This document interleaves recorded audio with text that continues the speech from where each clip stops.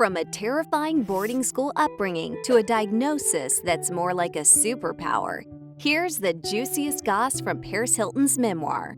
The It Girl of 2003 shares it all in the recently published Paris the Memoir. She tells the truth behind her former image as a reality TV star, fashionista, noted party girl, and so-called dumb blonde, and how her infamous history led to a transformation into the Paris of today, a DJ, a mother, an NFT fan. Non-fungible token. Non-fungible? Yes. Okay. Which is basically a digital contract that's on the blockchain, so you can... And an advocate for troubled youth. But first, Paris herself has a trigger warning in the book, so we'll do the same and let you know that this video includes mention of abuse and That's right. Unfortunately, some of the biggest and most upsetting revelations in the book go back to Paris's teen years, when her underage partying, which she says sometimes went on for days, got out of control. Her mogul parents, Rick and Kathy Hilton, sent Paris to boarding school. She spent 2 years in various CEDU schools, a controversial educational system for troubled teens, which has historical connections to Cyanon, a cult founded in Santa Monica in the late 50s. The school's name references the cult founder, Charles E. Dederick, but is also meant to stand for one of the school's mottos: see who you are and do something about it. Paris writes about being pulled out of her bed in the middle of the night to be taken to the school.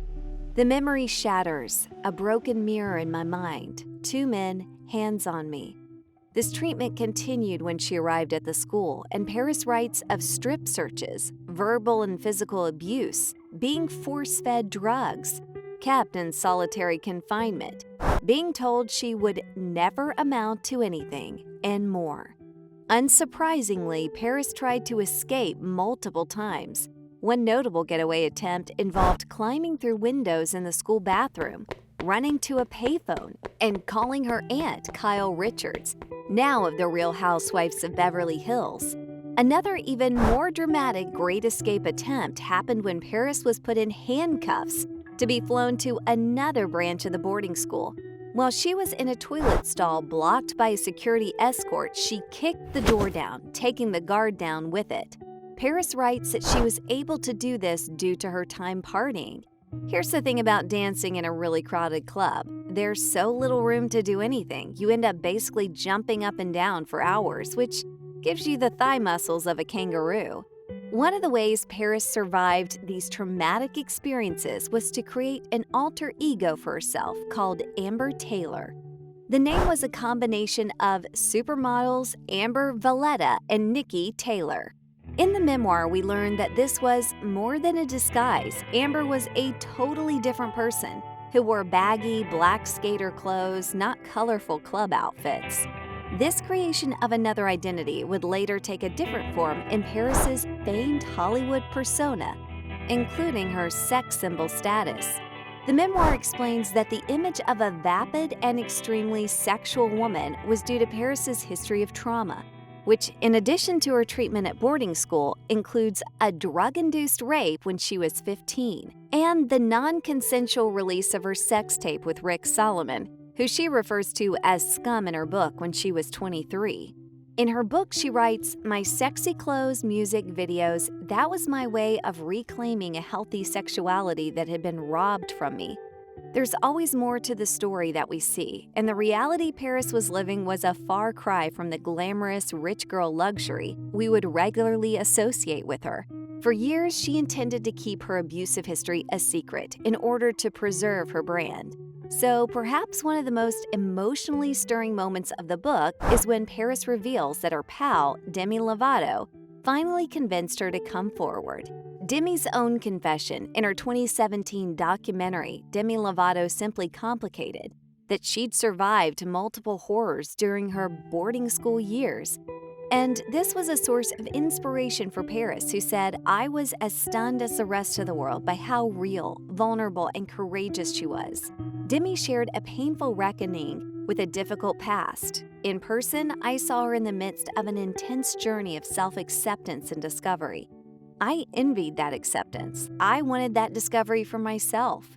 Demi and Paris share a deep friendship, which even led to Demi singing Whitney Houston's I Will Always Love You at Paris's 2021 wedding. But of course, Lovato isn't the only celeb who gets a shout out in the tell-all. With all of her famous friends, it's hard not to name drop. I mean, Real Housewife of New York Bethany Frankel was her nanny. There are a few Kardashian mentions, most notably when Paris details how she snuck an underage Khloe Kardashian into an LA nightclub. Khloe was only in middle school, but Paris put a red wig and a floppy black hat on her and told Khloe, "If anyone asks, your name is Betsy Johnson."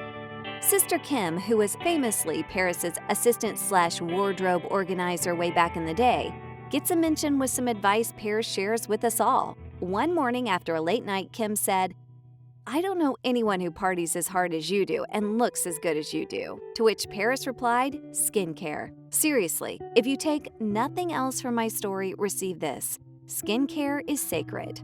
I heard you, Paris. And it seems like Kim did too. Speaking of her celebrity buddies, Paris writes candidly about the reality behind the infamous 2006 photo of her, Lindsay Lohan, and Britney Spears. The shot of the three of them piled in a car together was labeled the Bimbo Summit on the cover of the New York Post and widely circulated, with those three becoming emblems of messed up party girls. But the whole photo only happened because Paris and Britney fled from a party at the Beverly Hills Hotel, out a bathroom window. This is definitely a theme in the memoir. Paris flat out tells us, "I can hop a fence." Lindsay just happened to be leaving at the same time, and the paparazzi swarmed.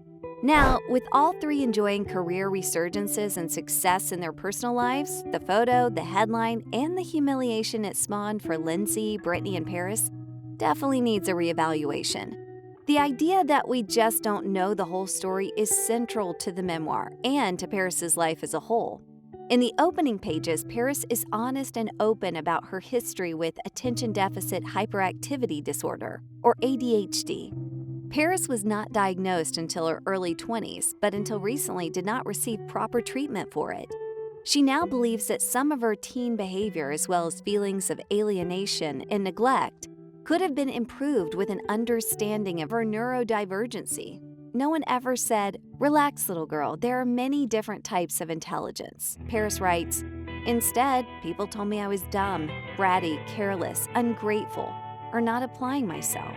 Now, however, Paris calls ADHD her superpower and says that when ignited by her passion for advocacy, it provides her with laser beam focus and purpose, allowing her to work tirelessly for something that truly matters. Whew. Paris didn't hold back in this memoir, and fans have noticed. The Celebrity Memoir Book Club podcast was eager to dive into this one, and it didn't disappoint. In their recent episode, co-host Ashley Hamilton said, "I don't think I could have asked for much more from this book." While Claire Parker enthused, "I liked it a lot, and I actually thought it was written the way it should be, and it encapsulated everything I was looking for." YouTuber and celebrity memoir expert Carly said she loved Paris a Memoir, found it incredibly interesting, and read the whole thing in one night. As Paris does the press circuit and copies fly off the shelves, it's clear that for all the many changes we've seen in Paris over the years, she can still command a spotlight.